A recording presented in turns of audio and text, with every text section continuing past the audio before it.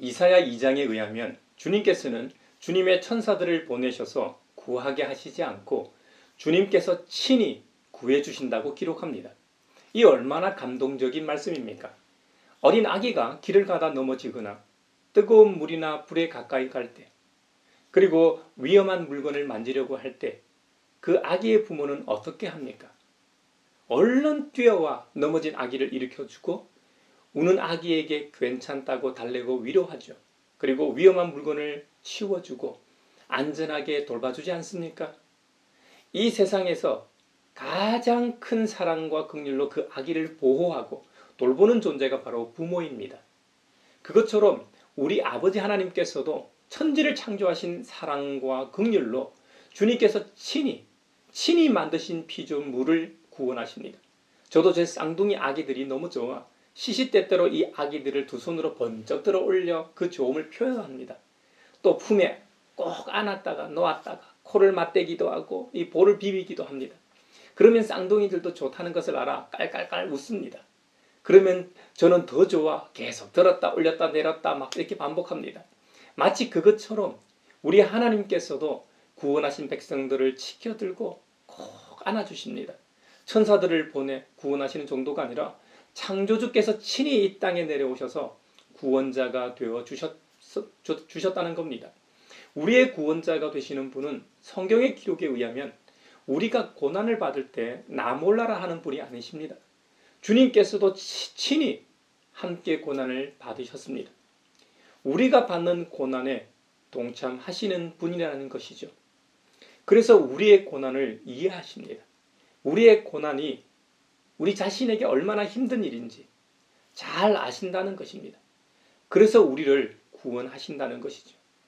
우리 구주 예수 그리스도께서 이 땅에 오신 사건은 온 인류에게 미치는 기쁘고 기쁜 날이었습니다. 하지만 잘 알려진 대로 아기 예수님은 그리 좋은 곳에 태어나지 못했습니다. 한 영혼의 가축들이 머무는 축사의 구유에서 태어나셨습니다. 그리고 태어난 장소만 처량했던 것이 아니라 출생 직후 죽음의 그림자가 도사리고 있었습니다. 동방에서 온 박사들이 황금과 유향과 모략을 예물로 들고 와서 유대인으로 왕으로 나신 아기를 경배하러 왔다고 알리자 당시 유대 땅 왕이었던 헤롯은 마음에 폭풍이 일기 시작합니다. 그리고 그 아기가 태어난 시기와 정보를 캐물은 다음 2살 아래의 사내 아기들을 모조리 죽이는 범죄를 저지릅니다. 이 학살로 예레미야 선지자에 의해 예언되었던 말씀 예언의 성취가 됩니다.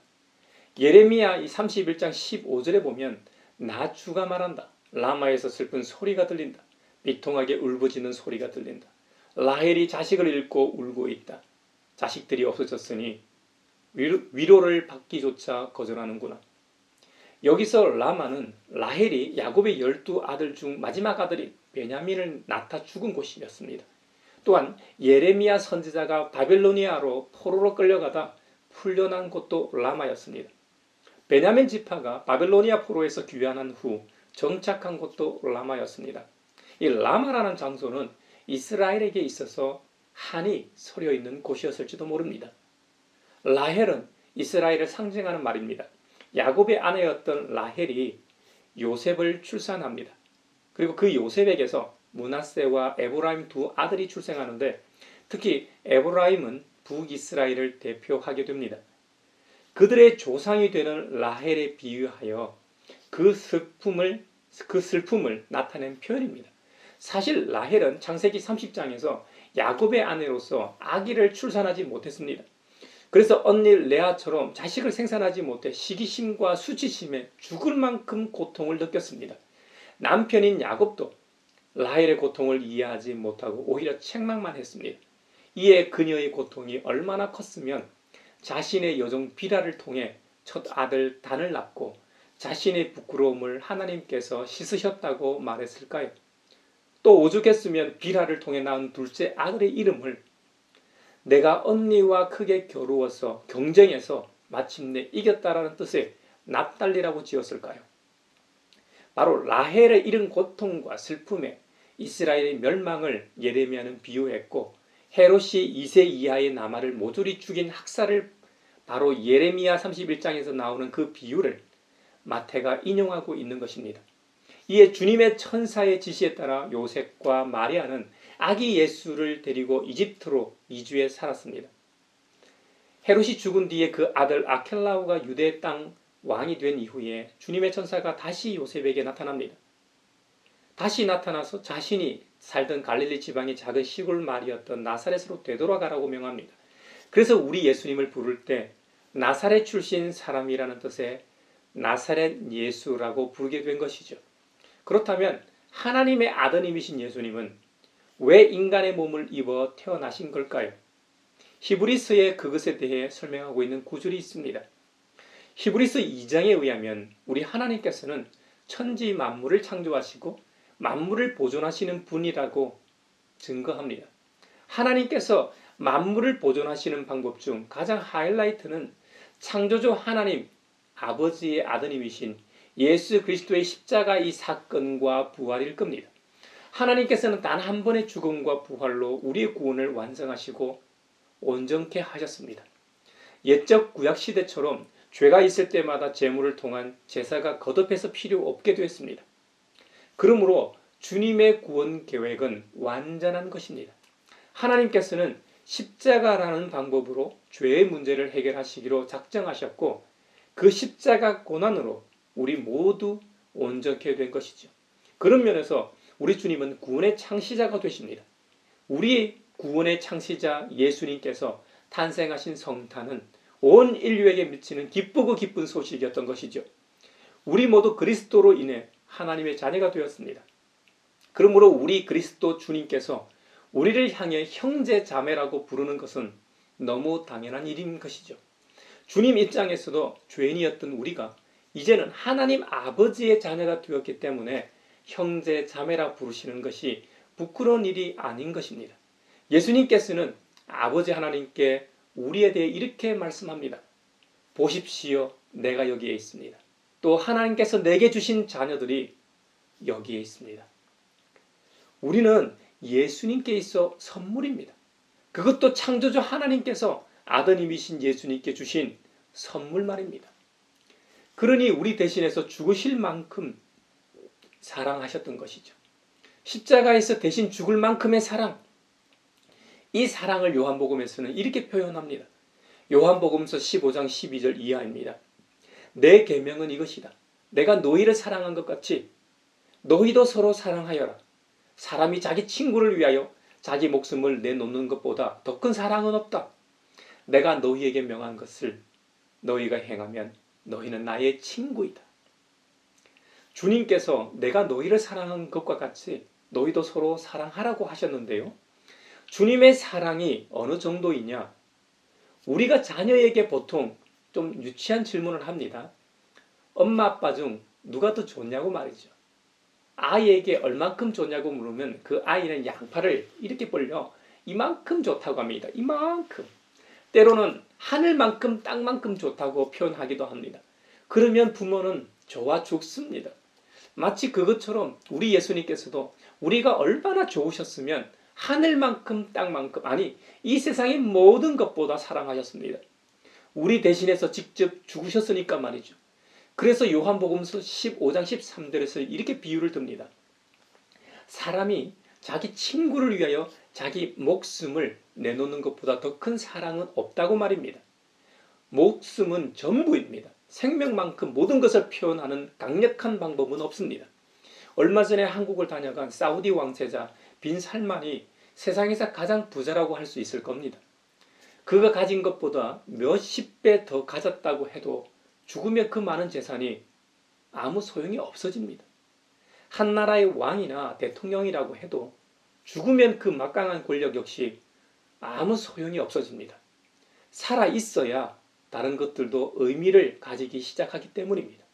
그렇다면 모든 것인 생명을 자기 친구를 위해 내놓는다면 정말 이보다 더 큰 사랑이 없다는 말이 맞는 것이죠.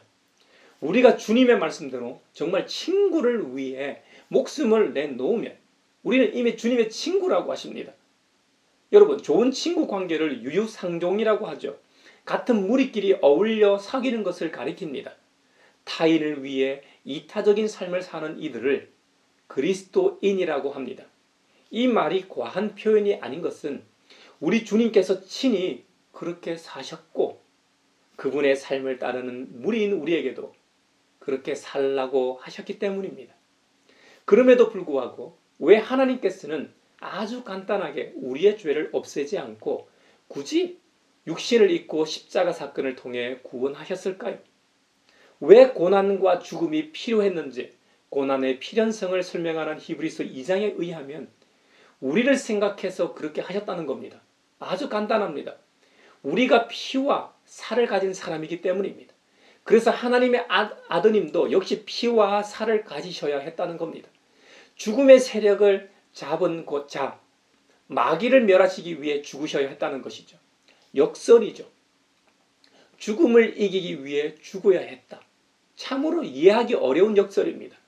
만약 그리스도께서 인간이 되시지 않았다면 인간과는 전혀 다른 존재였을 겁니다. 그렇다면 우리의 입장에서 우리의 고통을 어떻게 이해한다는 말인가 하는 질문이 생기고 벽이 생길 겁니다. 또한 구약시대에 여겨졌던 인류를 구원할 구세주가 되지 못했을 겁니다. 그리스 신화에 보면 신에 대한 기본적인 개념은 분리입니다. 분리. 인간 세상과 신들의 사는 세상은 다릅니다. 하지만 그리스도 신화와는 다르게 기독교의 신에 대한 특징은 분리가 아니라 일체화입니다. 이 하늘과 땅이 맞닿는 일체화 말입니다. 하나님의 아드님은 성육신을 통해 인간이 되셨고 십자가의 고통을 통해 인간과 하나가 되셨다는 의미입니다. 하나님께서는 인간을 구원하시기 위해 인간의 방법을 택하셨다는 것이죠. 즉 피조물을 구원하기 위해 피조물이 되셨다는 의미입니다. 하나님께서는 우리를 만드신 창조주이시기 때문에 우리의 모든 것을 다 아시는 분입니다. 하지만 피조물인 우리의 입장에서는 전지전능한 신이 한낱 피조물에 지나지 않는 우리의 감정을 어떻게 알아? 우리가 당하는 슬픔이나 괴로움을 알 리가 없다고 생각하기 마련입니다. 하지만 인간사에 있어 서로 경험하고 감정을 공유하는 사람들은 그렇지가 않죠. 타인과 같거나 비슷한 경험치를 갖고 있는 사람의 말 한마디는 그렇지 않은 사람의 말과는 그 영향력이 다릅니다. 신경이 무딘 사람은 신경쇠약으로 고통받는 사람을 이해할 수가 없습니다. 건강한 사람의 입장에서는 운동을 하면 괜찮을 텐데 할지도 모릅니다. 공부하는 머리가 있는 사람 입장에서는 뭐든 쉽게 배우기 때문에 이해력이 떨어지는 사람을 도무지 이해하지 못합니다. 슬픔을 당해보지 않은 사람은 세월호나 이태원 참사 같은 황망함과 비참함을 이해하지 못합니다. 그렇기 때문에 우리는 매스컴이나 뉴스를 통해 정부 당국자들의 분통 터지는 말이나 행동을 보는 것입니다. 그들은 너무 잘났거나 유복한 환경에서 자랐기 때문에 그런 경험을 해보지 않았기 때문입니다. 긍휼히 여기는 동정 같은 감정은 상대방의 입장에서 경험해보지 않으면 절대로 알 수가 없는 것이죠. 히브리서 4장 15절 기록에 의하면 우리의 대제사장이신 예수님은 우리의 연약함을 동정하지 못하시는 분이 아닙니다. 그는 모든 점에서 우리와 마찬가지로 시험을 받으셨지만 죄는 없으십니다. 라고 기록합니다. 이것이 바로 참 하나님이신 우리 예수님께서 인간이 되셨던 이유입니다. 우리 입장에서 우리의 처지를 정말 이해하고 알고 계시는구나 하고 체감하도록 성육신 하셨다는 말입니다. 주님께서 인간이 되셨기 때문에 우리에게 필요한 것이 무엇이며 무엇을 느끼며 살고 있는지, 어떤 유혹에 빠져 있는지, 어떤 중독으로 고통받고 있는지 아시고 도우실 수 있다는 것입니다. 이것이 예수님께서 이 땅에 오신 참 이유입니다. 믿음을 가진 그리스도인들의 죽음은 믿음 없는 자들의 죽음과는 분명히 좀 다릅니다. 인간적으로는 죽음이라는 것이 똑같습니다. 사랑하는 사람을 잃는다는 것은 말로 다 표현할 수 없는 큰 슬픔입니다. 죽음의 공포는 산자와 죽은 자를 완전히 분리시킵니다. 다시 만날 수 없기 때문에 더 슬픈 것이죠. 하지만 그리스도인들의 죽음은 완전한 죽음이 아니라 성경의 표현을 빌리자면 좀 긴 시간 동안 자는 것입니다. 우리 주님께서 다시 오시는 재림의 때에 모두가 잠에서 깨어나 다시 부활합니다. 그리고 모두가 다시 만나게 되는 것이죠. 물론 우리의 영혼은 이미 하나님 나라에서 만나고 있겠지만요. 우리 예수님께서 인간이 되신 이유는 철저히 인간된 우리의 입장을 고려해서 이루어진 방법이라는 것입니다. 그러므로 현대 문명이 제 아무리 발전하고 AI와 메타버스와 같은 이 최첨단 가상공간이 현실이 되는 시대라고 해도 주님은 우리를 다 알고 계시고 이해하시는 분이십니다. 지난 3년 동안 코로나 팬데믹으로 참 많이 고통받았습니다. 특히 소상공인 자영업자들의 고통이 너무나 컸습니다.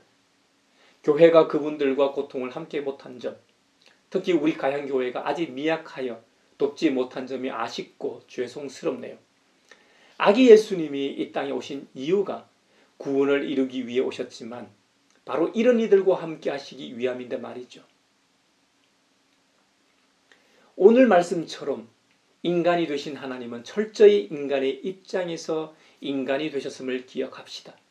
그러므로 올 한 해 우리의 고통이 얼마나 크든 어떤 형태든 그분은 다 아시는 분이십니다.